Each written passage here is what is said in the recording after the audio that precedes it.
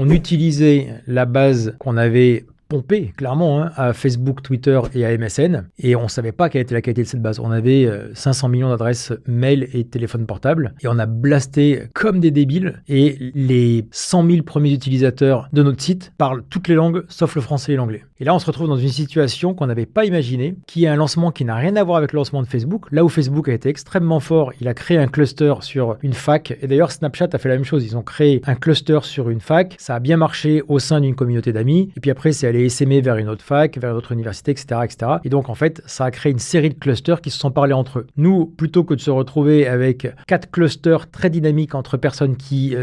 ont beaucoup de choses à se dire, on se retrouve avec 100 000 individus éparpillés à travers le monde et qui n'ont rien à se dire. Et malgré le fait qu'on passe de 0 à 100 000 utilisateurs en une semaine, ce qui est un lancement flamboyant, à coût zéro, puisque c'est une base qu'on avait pompée à nos anciens partenaires, en fait, c'est la cata parce que les gens n'ont rien à se dire, donc on n'arrive pas à l'animer.